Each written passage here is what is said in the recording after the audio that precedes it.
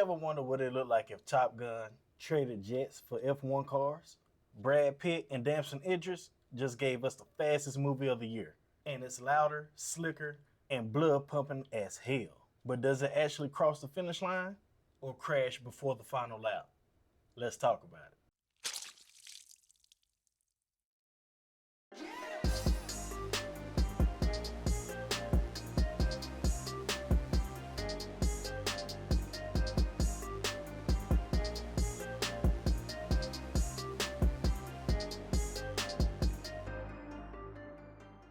What's going on? It's Trey here, and since you found me, you might as well hit that subscribe button. But be sure to like and subscribe for more content.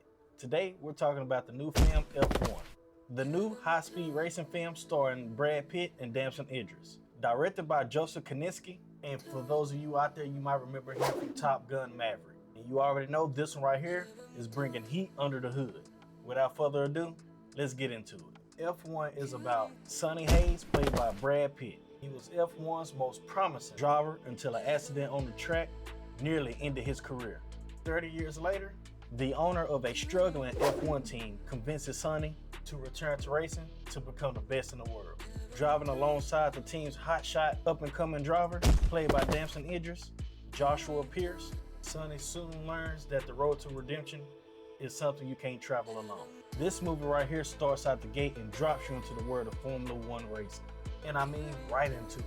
Like I mentioned before, Pitt played a former driver stepping back onto the grid to mentor a rising star, played by Damson Idris. What unfolds is a mix of redemption, legacy, and raw competitive fire.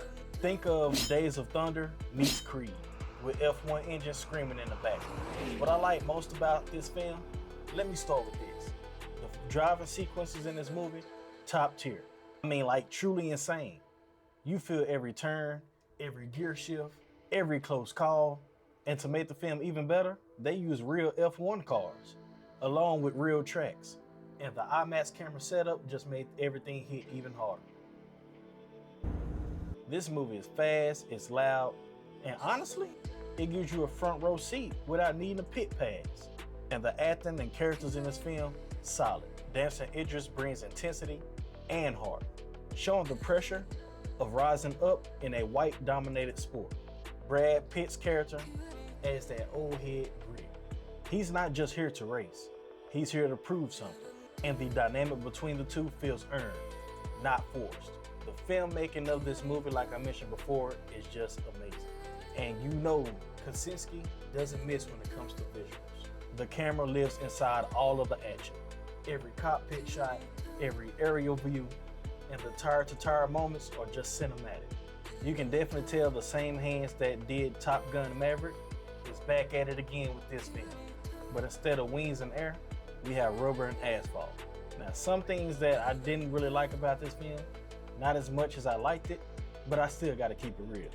This movie did not need to be this long, with the runtime of roughly 2 hours and 35 minutes, including credits.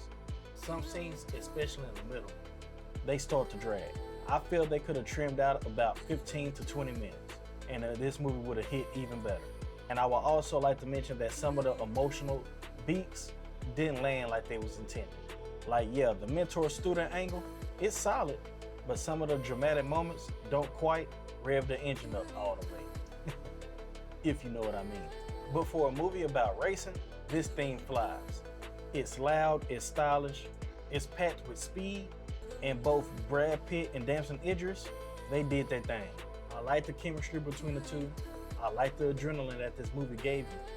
And I definitely loved how real everything looked. This isn't just a racing flick. I believe it's a crowd pleaser. And it's gonna bring new eyes to the F1 world. Even if you're not a motorsport fan, I believe you can sit down and enjoy this film. But, so for me, I'm giving F1 a 7 out of 10. It could have been a little shorter. Some of the emotion doesn't fully pull, but the racing, the acting, the visuals, fire. So, if you've seen F1, let me know what you think in the comments. Was this movie worth the hype, or did it miss the podium? And be sure to like and subscribe on your way out.